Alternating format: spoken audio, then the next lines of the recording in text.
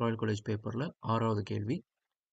FX ஒரு சார்பு தந்திருக்கிறாங்க என்பவற்றால் உள்ளடக்கப்படும் பிரதேசத்தை எக்ஸ் அச்சு பற்றி 4 செங்கோணங்களோட சுழற்றும் போது பெறப்படும் திண்மத்தின் கனவு. 4 செங்கோணம் நேரம் மறைமுகமாக சொல்றது 2π ரேடியன்கள் சுழற்ற நேரம். இந்த வலையை எக்ஸ் அச்சு பற்றி இவ்வளவு 2π ரேடியன் சுழற்ற நேரம் உருவாகிற திண்மத்தின் கனவளவு. ரைட், இந்த கிராஃப் தரப்பட்டில்லை. கிராஃப் தேவையா இருந்தா தருவாங்க. இல்லை நீங்க பருமட்டா இப்படி ஒரு கிராஃப் எடுத்து இவர் தான் y சமன் fxன்னு வச்சுக்கோமே. ஏல இருந்து பி வரைக்கும் எக்ஸ்ல ஏல இருந்து பி வரைக்கும் நாங்க கனவளவு கண்டுபிடிக்க போறோம்னு வச்சுக்கோம். ரைட், அப்ப இந்த பரப்பளவு தான் 2π ரேடியன் சுழற்ற போறோம்னு வச்சுக்கோம். அப்ப இந்த பரப்பளவு சுழற்றதாக இருந்தால் பாருங்க, ஒரு சிறு கீழம் கருதுற நேரம் தியரி உங்களுக்கு தெரியும். ஒரு dx நீளமுள்ள சிறு கீழம் இவரை மட்டும் சுழற்றி எடுத்தால் உருவாகிற கனவளவு dvன்றது ஒரு உருளையாக வரும். அப்ப பை y வர்க்கம் fx வர்க்கம் dx ஆக இருக்கு. மொத்த கனவளவு vன்றது இந்த மாதிரி சின்ன சின்ன கனவளவு எல்லாத்தையும் ஏல இருந்து பி வரைக்கும் கூட்டினால் வர்றது. இதான தியரி. பை இன்டூ எஃப்எக்ஸ் வர்க்கம் டிஎக்ஸ் தொகையீடு தான் மொத்த கனவளவாக இருக்கும். ஒரு 2π ரேடியன் சுழற்றினால். சில நேரம் கேட்பாங்க பை ரேடியன் சுழற்றினால் எவ்வளவு வரும். எனக்கு பை ரேடியன் சுழற்றினால் கிடைக்கிற கனவளவு நேரடியாக கண்டுபிடிக்கலாம். எப்பயும் 2π ரேடியன் சுழற்றினால் எவ்வளவு வரும்ன்றதை கண்டுபிடிச்சு எவ்வளவு கேட்குறாங்க. இப்போ 2π ரேடியனுக்கு v ஆக இருந்தால் பை ரேடியனுக்கு எவ்வளவு v/2. இந்த மாதிரி நீங்க 2π ரேடியன் கண்டுபிடிச்சிட்டு பை ரேடியனை கண்டுபிடிச்சு கொள்ளலாம். ரைட், அப்ப இந்த கணக்கு வருவோமே.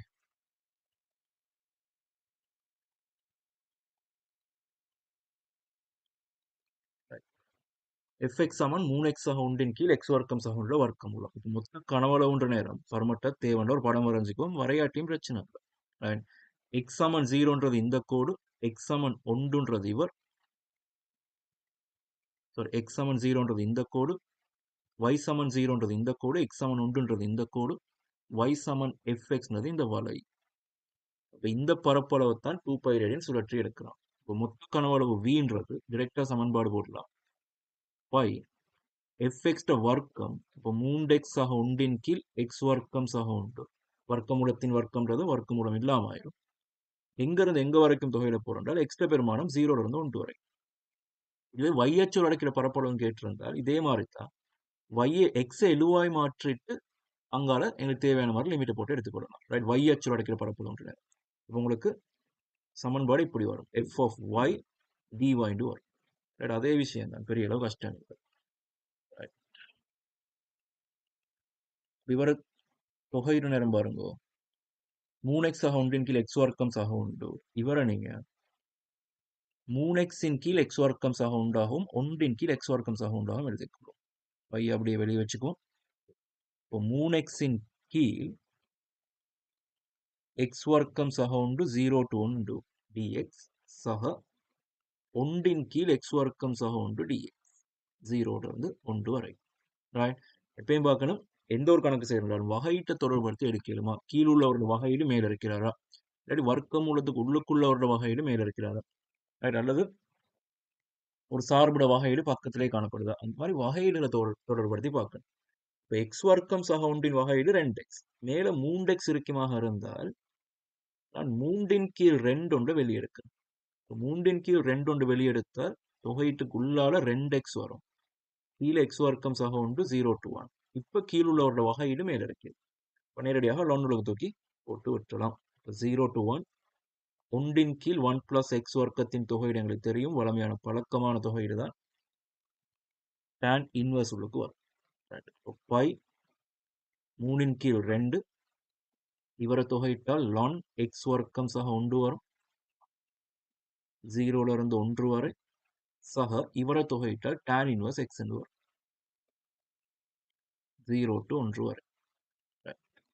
ஆகவே பை 3 கீழ் 2 x கொண்ட போட்டா பாருங்க ln 2 வரும், பூஜ்ஜியத்தை போட்டால் ln 1 வரும். ln 1 பெருமானம் 0. ரைட், மடக்கை கொண்டு வருமாக இருந்தால் பெருமானம் 0 இருக்கு. சக tan இன்வர்ஸ் 1 சய 0 வரும். சரி, பை 3 கீழ் 2 ln 2 tan இன்வர்ஸ் 1ன்றது π/4 இருக்கும். என காட்டுக என நிறுவுகன்னு ஒன்றும் இல்லாதனால இப்படியே விட்டாலும் போதும். தொகையிட தெரிஞ்சால் போதும். வகையீட்டோட தொடர்பட்டது தொடர்லி செவன் ஸ்ட்ரக்சர்ல வந்தது. வளையொன்று x சமன் 3t y சமன் t மைனஸ் 3t கணம் எனும் பரமாண சமன்பாடு தரப்படுகிறது. dy by dx னை t யில் காண்க. பரமாணம்ல என்ன அர்த்தம்டா, டீக்கு நீங்க ஒவ்வொரு பெருமானம் பிரதியிட ஒவ்வொரு ஆள்கூறு கிடைக்கும்.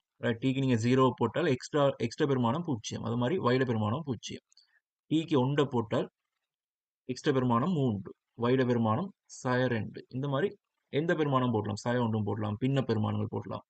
இப்படி டீக்கு நீங்க ஒவ்வொரு பெருமானங்கள் போட இந்த வலை மீது காணப்படுற ஒவ்வொரு ஆள்கூறுங்களும் கிடைக்கும். அப்ப இந்த ஆள்கூறுலாம் இணைச்சு எனக்கு வலையை வரைஞ்சு கொள்ளலாம். அந்த மாதிரி எக்ஸ்ன்றது டீயோட தொடர்பற்றிருக்குது, வைன்றதும் டீயோட தொடர்பற்றிருக்குது. எக்ஸுக்கும் வைக்குமான நேரடி தொடர்பு தரப்படலை. ஆனால் எக்ஸ்ன்றதும் டீயோட தொடர்பற்றிருக்குது, வைன்றதும் டீயோட தொடர்பற்றிருக்குமாக இருந்தால் எக்ஸுக்கும் வைக்கும் இது ஒரு மறைமுக தொடர்பு காணப்படும். இப்போ எக்ஸும் வையும் மறைமுகமாக தொடர்புபட்டால் அதுல இருந்து டிஒய் பை டிஎக்ஸ் எப்படி கண்டுபிடிக்கலாம்?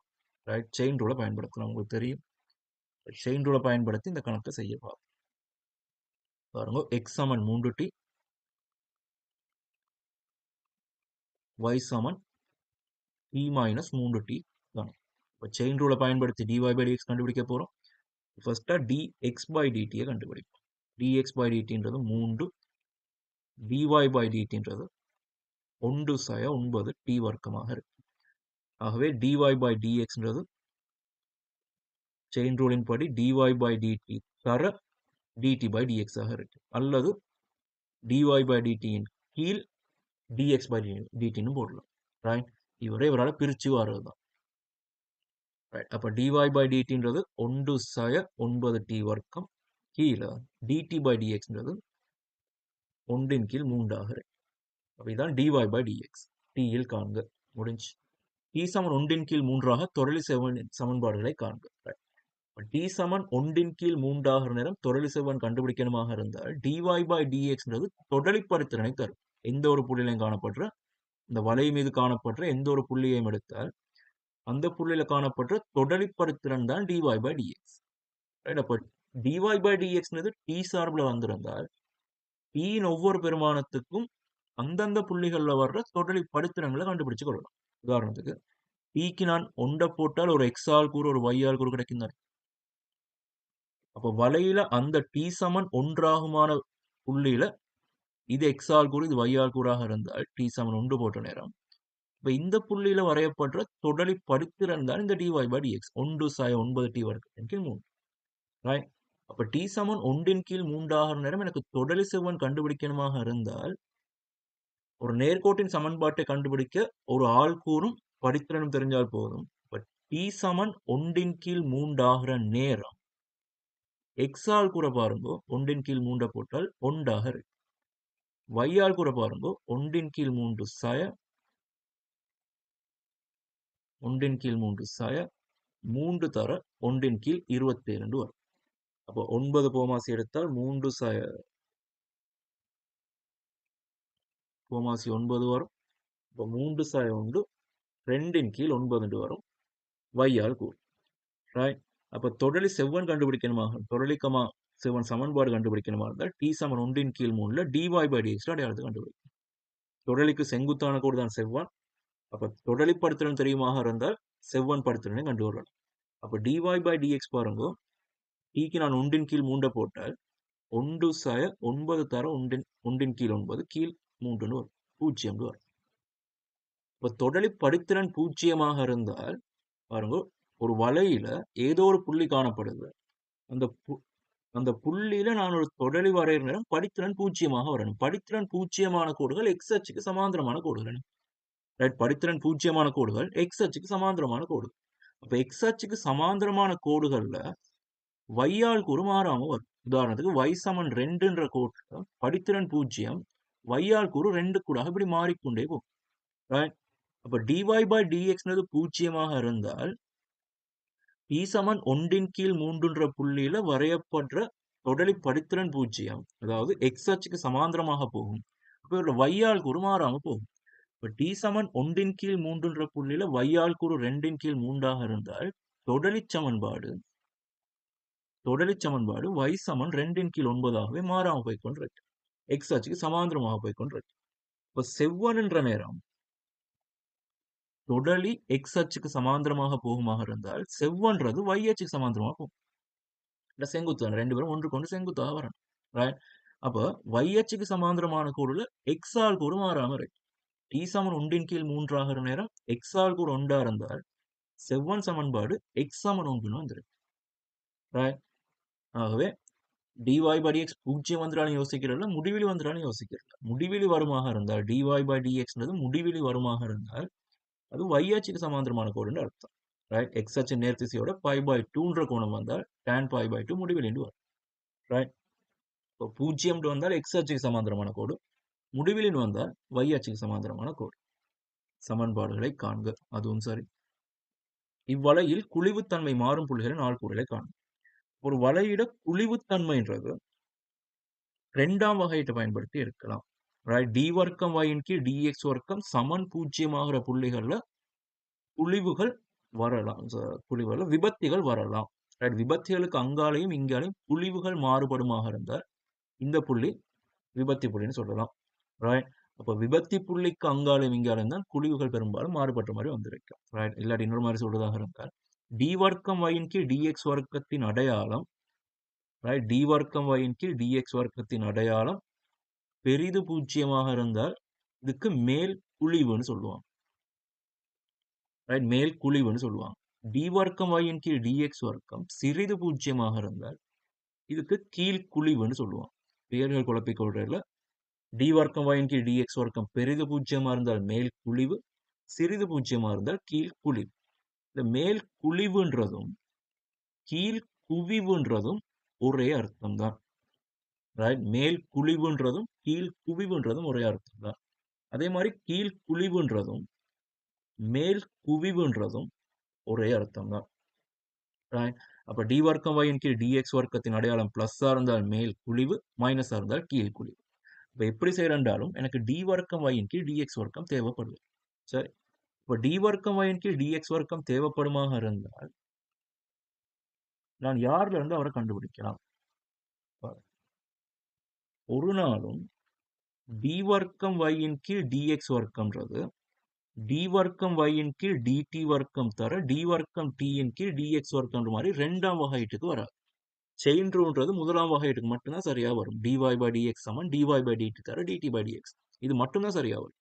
ஒரு நாளும் ரெண்டாம் வகையீட்டுக்கு அல்லது அடுத்தடுத்த வகையீடுகளுக்கு செயின் ரூல் சரி வராது. அப்ப டி வர்க்கம் y கீழ் dx வர்க்கம் கண்டுபிடிக்கணுமாக இருந்தால் நான் இதுல இருந்து தான் கண்டுபிடிக்கணும். dy by dxன்றது 1/9t வர்க்கத்தின் கீழ் 3ன்றது தெரியும். அப்ப இதுல இருந்து நான் டி வர்க்கம் y கீழ் dx வர்க்கம் கொண்டு வரணுமாக இருந்தால் உங்களோட LHS நீங்க x குறிச்சு வகையிடணும்.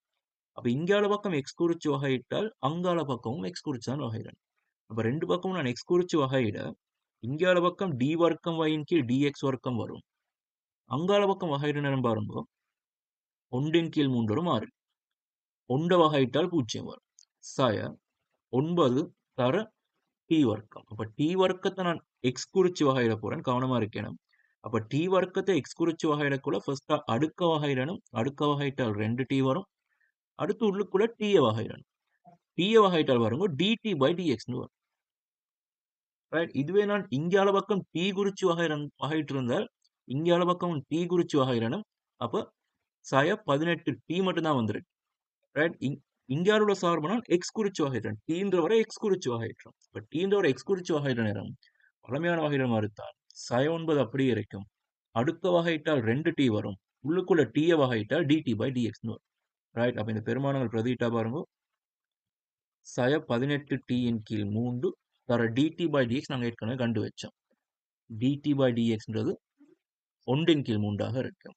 ரைட்? அப்போ 1 கீழ் 3 போட்டால் பாருங்க டி வர்க்கம் y கீழ் dx வர்க்கத்துல பெருமானம் இப்படி வரும். ரைட்? எனக்கு இது கேட்கல, குழிவு மாறுபடும் புள்ளி தான் கேட்டுச்சு. குழிவு மாறுபடும் புள்ளியாக இருந்தால் குழிவு தன்மை மாறும் புள்ளின்னு 6 புள்ளி காண்க. சரி, இப்ப டி வர்க்கம் y கீழ் dx வர்க்கம் பெரிது பூஜ்ஜியமாக இருந்தால் மேல் குழிவு, சிறிது பூஜ்ஜியமா இருந்தால் கீழ் குழிவு. அப்ப டி வர்க்கம் y கீழ் dx வர்க்கம் சமன் பூஜ்ஜியமாக இருக்கிற புள்ளி சார்பாகத்தான் மேலையும் கீழையும் குழிவுகள் மாறுபட போகுது. இப்போ டி வர்க்கம் ஒயின் கீழ் டிஎக்ஸ் வர்க்கம் சமன் பூஜ்ஜியமாக இருந்தால் டீட பெருமானம் பூஜ்ஜியமா இருக்கும். டீட பெருமானம் பூஜ்ஜியமா இருந்தால் எங்களோட சமன்பாட்டின்படி எக்ஸும் பூஜ்ஜியம் ஒய்யும் பூஜ்ஜியம். ரைட், எக்ஸும் பூஜ்ஜியம் ஒய்யும் பூஜ்ஜியம். அப்போ குழிவு மாறுபட போறது 0,0 புள்ளியில. ரைட், அப்போ இந்த புள்ளிக்கூடாக வளைய போய்கொண்டிருக்குது. இந்த 0,0 டி வர்க்கம் ஒயின் கீழ் டிஎக்ஸ் வர்க்கம் சமன் 0. அப்ப இவருக்கு இங்கால பக்கம் ஒரு குழிவு மேல் குழிவாம இருக்கலாம், கீழ் குழிவாம இருக்கலாம். 0க்கு அங்கால பக்கம் இன்னொரு குழிவு. ரைட், அதுவும் இவர் மேல் குழிவா இருந்தா இவர் கீழ் குழிவு, இவர் கீழ் குழிவா இருந்தா இவர் கீழ் குழிவா இருந்தா இவர் மேல் குழிவு. இப்படி குழிவு மாறுபட போகுது. எந்த புள்ளி சார்பாக என்றால் இந்த டி வர்க்கம் y இன்டு டிஎக்ஸ் வர்க்கம் சமன் 0 புள்ளி சார்பாக. இந்த நேர்கோடுகள் சமன்பாடு தரப்பட்டிருக்கிறது. L1 L2 இடைவெட்டு புள்ளியினூடாகவும் 2,0 என புள்ளியினூடாகவும் செல்கின்ற கோடு L3 சமன்பாட்டை காண்க. ரைட், ரெண்டு கோடுகள் L1 L2 காணப்படுமா இருந்தால் அவங்க ரெண்டு பேரும் இடைவெற்ற புள்ளிகளுக்கூடான பொதுவான கோடுகளோட சமன்பாடு L1 plus lambda L2 சமன் 0 வரும். லாம்டாட ஒவ்வொரு பெருமானத்துக்கும் இந்த புள்ளிக்கூடான L1 L2 வெற்ற இந்த புள்ளிக்கூடான வேற வேற கோடுகள் கிடைக்கும். ரைட், அப்ப லாம்டாட எந்த பெருமானத்துக்கு வர கோடு இந்த புள்ளியினூடாக போகும். அதான் கண்டுபிடிக்க போறோம். அப்ப லாம்டாட எந்த பெருமானத்துக்கு வரப்போற கோடு இந்த புள்ளிக்கூடாக போகும். ரைட், 2,0 புள்ளிக்கூடாக போகும். இப்போ ரெண்டு பேரும் எழுதி கொண்டால் நீங்க லாம்டாவை எந்த கோட்டுக்கும் கொடுக்கலாம். லாம்டான பெருமானத்தை நீங்க L2 ஓடையும் பெருக்கலாம், L1 ஓடையும் பெருக்கலாம். அது பிரச்சனை இல்லை. யாரோட பெருக்கினாலும் ஒரே ஆன்சர் தான் வரும். பொதுவான கோடுகள் இப்படி வரும். 2,0 புள்ளிக்கூடாக போகணுன்றதுனால 2,0 பிரதியிட லாம்டாட பெருமானம் கண்டுபிடிக்கலாம். அப்ப லாம்டாட எந்த பெருமானத்துக்கு இந்த புள்ளிக்கூடாக போகுதுன்னு எனக்கு தெரிஞ்சு கொள்ளலாம். இப்போ 2,0 பிரதியிட்டால் 6 சய 0 சய 1 சக லாம்டா தர 2 சக 0 சய 7 சமன் 0. இங்கால 5 இங்கால சய 5. லாம்டாட பெருமானம் 1 வரும். லாம்டாட பெருமானம் 1 இருந்தால் நாங்கள் கண்டுபிடிக்க போற L3 சமன்பாடு 3x minus y minus 1 சக லாம்டாட பெருமானம் 1 x plus 3y சய 7 சமன் 0 இருக்கு. கூட்டி எடுத்தா பாருங்க 4x சக 2y சய 8 சமன் 0. 2ஆல சுருக்கினால் 2x சக y சய 4 சமன் 0 வரும். இதான் L3 சமன்பாடாக இருக்கு. புள்ளி 2,0 L1 L2 வரையப்பட்ட செங்குத்து தூரங்களை காண்க. அப்ப L1 இப்படி இருக்கும், L2 இப்படி இருக்கும். அப்ப இவங்க ரெண்டு பேரும் இடைவெற்ற புள்ளிக்கூடாக 2,0 புள்ளிக்கூடாக போற கோடு L3. ரைட், அப்ப L3 மீது காணப்பட்ட இந்த புள்ளியில இருந்து L1 L2 ரெண்டுக்கும் வரையப்பட்ட செங்குத்து நீளங்கள் எவ்வளவு? ரைட், அப்ப இந்த ரெண்டு நீளங்களும் கண்டுபிடிக்க போறோம். இவர் D1 இவர் D2 எடுப்போம். அப்ப ஒரு வெளிப்புள்ளியிலிருந்து வரையப்பட்ட ஒரு கோட்டுக்கு வரையப்பட்ட செங்குத்து நீளம்ன்ற நேரம் உங்களுக்கு தெரியும். இந்த புள்ளிய கோட்ல பிரதியிடணும். பிரதியிட்டு கீழே எக்ஸின் குணகத்தின் வர்க்கம் y குணகத்தின் வர்க்கம் மூலம் வரும். இப்ப D1 பெருமானம் பாருங்க, இந்த புள்ளியை நான் L1ல பிரதியிட்டால் 3x சாய y சாய 1. ரைட், இப்ப L1ல பிரதியிட்ட நேரம் 6 சாய 0 சாய 1 மட்டு பெருமானம் கீழே 3 வர்க்கம் சக சாய 1 வர்க்கம். அப்ப நான் 1 வர்க்கம் போடுறேன். இவரோட வர்க்கம் மூலமாக இருக்கு. ரைட், ஒரு சமன்பாடு ax சக by சக c சமன் 0 காணப்பட்டால் ஒரு வெளிப்புள்ளி x0, y0 காணப்பட்டால் இந்த தூரம் இந்த வெளிப்புள்ளியிலிருந்து வரையப்பட்ட செங்குத்து தூரம் d கான கோவை இந்த புள்ளியை இங்கே பிரதியிடணும். ax0 by0 c மட்டின் கீழ் a வர்க்கம் சக b வர்க்கத்தின் வர்க்கம் மூலமாக இருக்கு. இப்ப D1 பெருமானம் பாருங்க 5 கீழ் வர்க்கம் மூலம் 10 வரும். அதே மாதிரி D2 பெருமானம் ரைட், இந்த புள்ளியிலிருந்து L2க்கு வரையப்பட்ட செங்குத்து நீளம் அதே புள்ளியை பிரதியிடுங்கோ 2 சக 0 சய 7 மட்டின் கீழ். மட்டு போடுற காரணம் என்னென்றால் நீளம் மைனஸ்ல வராது. அதான் நீளம் மைனஸ்ல வருமா இருந்தால் நாங்கள் பருமனை மட்டும் கருதணும் அர்த்தம். ரைட், அதே மாதிரி 1 வர்க்கம் சக 3 வர்க்கத்தின் வர்க்கம் மேலையும் சய 5 மட்டு 5 கீழ் வர்க்கம் மூலம் 10 வரும் விட.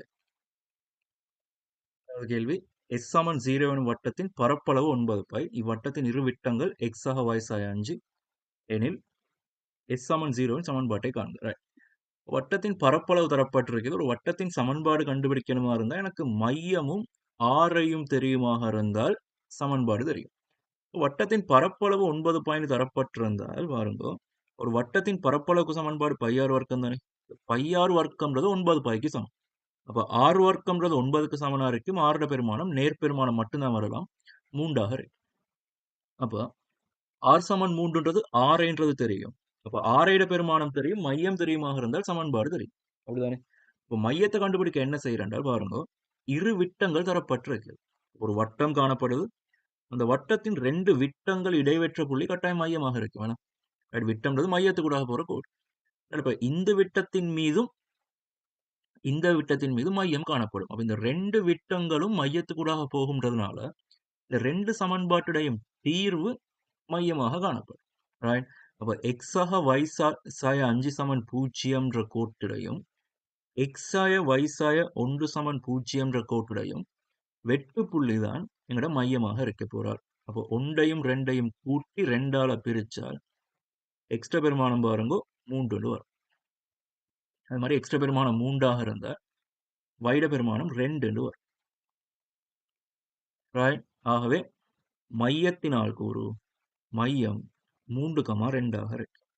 அப்ப எஸ்ஸின் சமன்பாடு பாருங்க, மையம் தெரியும், ஆரை தெரியும். எக்ஸ் மைனஸ் 3 முழுவதின் வர்க்கம் சக y மைனஸ் 2 முழுவதின் வர்க்கம் சமன் ஆர் வர்க்கம் 9ஆக இருக்கு. அதோட பாருங்க, மையத்தின் எக்ஸ் ஆல் கூறு ஆரைக்கு சமனாக இருக்குது. இப்போ மையத்தின் எக்ஸ் ஆல் கூறு ஆரைக்கு சமனாக இருந்தால் ரைட் பாருங்க, 3,2ன்றது மையம், ஆரை 3ஆக இருந்தால் y அச்சை தொடும் ஒரு வட்டமாக இருந்திருக்கும். இந்த மாதிரி போயிருப்பார்.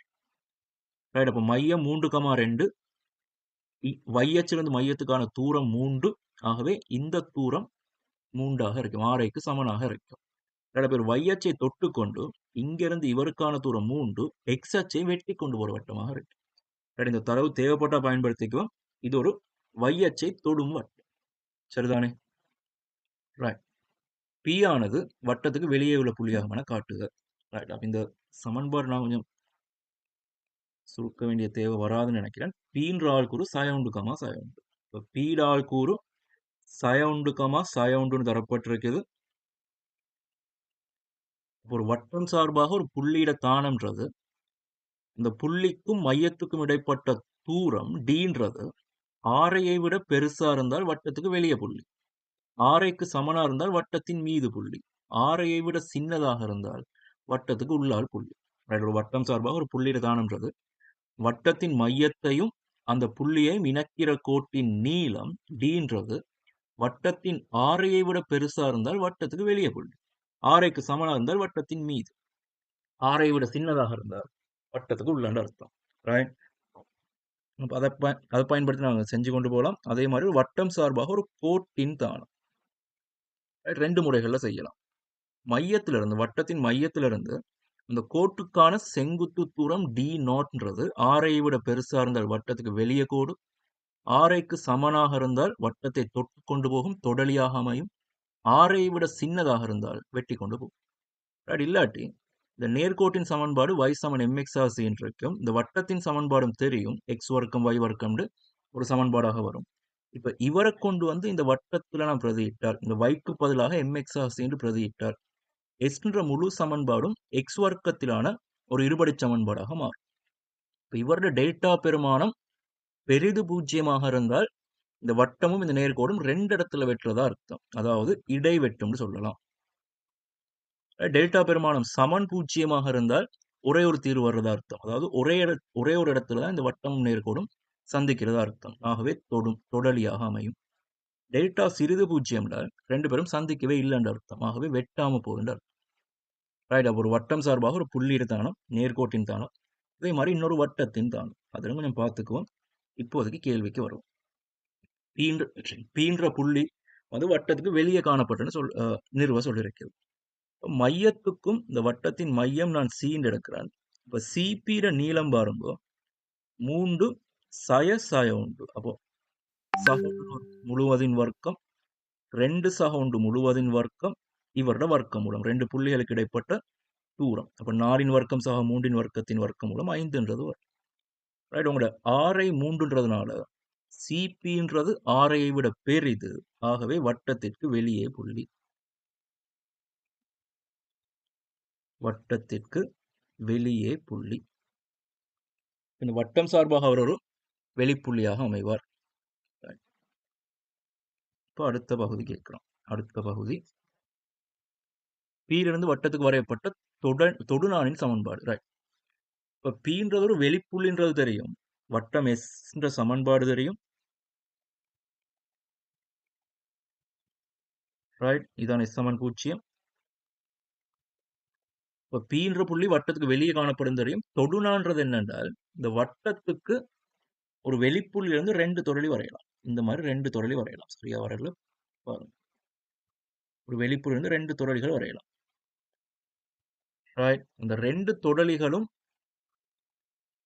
வட்டத்தை சந்திக்கிற புள்ளிகளை இணைச்சு விட்டால் அதான் தொடுநானாக இருக்கு. இதுக்கு பேர் தான் தொடுநான்னு சொல்லுவாங்க. அப்ப இந்த தொடுநானின் சமன்பாடு பாருங்க, ஒரு வட்டத்தின் சமன்பாடு எஸ் சமன் எக்ஸ் வர்க்கம் சக y வர்க்கம் சக 2gx 2fy பிளஸ் c ஆக இருந்தால் எஸ் ஒன்னு ஒரு நோட்டேஷன் வந்து காணப்படுது. ஒரு ஆள்கூறு x1, y1 கருதுவோமே. Right, x1, y1 ஒரு புள்ளியை கருதுவோம். ஒரு வட்டத்தின் சமன்பாடு இவர் ஏதோ ஒரு புள்ளி x1, y1. S1ன்றது என்னென்றால் இங்க காணப்படுற எல்லா எக்ஸ் வர்க்கத்திலையும் அல்லது எல்லா எக்ஸ் வர்க்கத்திலையும் அல்லது 2xலையும் ஒரு எக்ஸுக்கு பதிலாக x1 பிரதியிட போறேன், ஒரு yக்கு பதிலாக y1 பிரதியிட போறேன். அப்ப இங்க எக்ஸ் வர்க்கம்ன்ற நேரம் அது எக்ஸ் தர எக்ஸ் ஆக இருக்கும். அப்ப ஒரு எக்ஸுக்கு பதிலாக நான் x1 பிரதியிட்டால் x into x1 plus y into y1. இங்க ஜியை தனியா வச்சுட்டு 2xன்றத எக்ஸ் பிளஸ் x1 போட்டுரு. அதே மாதிரி அங்கால f into y plus y1 போட்டுரு. சக c ஆக இருக்கும். அது மாதிரி S11 இன்னொரு நோட்டேஷன் காணப்படுது என்றால் 2 எக்ஸுக்கு பதிலாக x1 2 yக்கு பதிலாக y1 போட போறேன். இவர் x1 வர்க்கம் y1 வர்க்கம் 2gx1 2fy1 சக c வருவார். ரைட், எஸ்ன்றது ஒரு வட்டத்தை குறிக்கும். ரைட், S1ன்றது பாருங்க x1 y1ன்றது மாறிலிகள். அப்ப இவர் y சமன் mx ஆக c அல்லது ax ஆக bx by பிளஸ் cன்ற ஃபார்மேட்ல வரார். அப்ப S1ன்றது ஒரு நேர்கோட்டை குறிக்கும். அதே மாதிரி S11ன்றது இது எல்லாமே மாறிலிகள், ஒரு மாறிலி பெருமானத்தை தரும். ரைட், அப்ப இவர் ஒரு வட்டம், இது ஒரு நேர்கோடு, இது ஒரு மாறிலி. இந்த S1ன்றது யார் என்றால் ஒரு வெளிப்புள்ளி x1 y1ன்றது ஒரு வெளிப்புள்ளியாக இருந்தால் இந்த தொடுநானின் சமன்பாடு S1 ஆக இருக்கு. இதுவே x1 y1ன்றது வட்டத்தின் மீது காணப்பட்ட புள்ளியாக இருந்தால் அந்த புள்ளியில வரையப்பட்ட தொடலிதான் S1 ஆக இருக்கு. அப்ப x1 y1 எங்க காணப்படுதுன்றதுக்கு ஏற்ப S1 சமன்பாடு தொடுநானை குறிக்குமா அல்லது அந்த புள்ளியில வரையப்பட்ட தொடலியை குறிக்குமான்னு முடிவு எடுத்துக்கலாம். x1 y1ன்றது வெளிப்புள்ளியாக இருந்தால் S1ன்றது தொடுநானின் சமன்பாடு. x1 y1ன்றது வட்டத்தின் மீது காணப்படுற புள்ளியா இருந்தால் அந்த புள்ளியில் வரையப்பட்ட தொடலி சமன்பாடு தான் S1 ஆக இருக்கு. அது மாதிரி S11ன்றது யார் என்றால் ஒரு வெளிப்புள்ளியிலிருந்து ஒரு கோட்டுக்கு 2 தொடலிகள் வரையலாம். அந்த 2 தொடலிகளும் நீளத்தில் சமனாக இருக்கும். L என்று எடுக்குமே. அந்த எல்ன்ற நீளம் எப்படி வரும் என்றால் S11 வர்க்க மூலமாக வரும். ரைட், அப்ப S ஒரு வட்டத்தை குறிச்சால் S1 ஒரு நேர்கோடு, அந்த நேர்கோடு யார் யாருன்னு தெரிஞ்சிருக்கணும். S11ன்றது ஒரு மாறிலி, அந்த மாறிலியோட வர்க்கமூல பெருமானம் ஒரு வெளிப்புள்ளியிலிருந்து வரையப்பட்ட தொடலி நீளமாக அமையும். ரைட், அப்ப இங்கே கேட்டது தொடுநானின் சமன்பாடு. ரைட், எங்களுக்கு எடுத்த வட்டத்தின் சமன்பாடு இப்படி வந்துச்சுன்னா x ஆய 3 வர்க்கம் y ஆய 2 வர்க்கம் சமன் 9. இப்போ S சமன் விரிவெழுதிக்குவோம் x வர்க்கம் சக y வர்க்கம் சய rx சய 4y.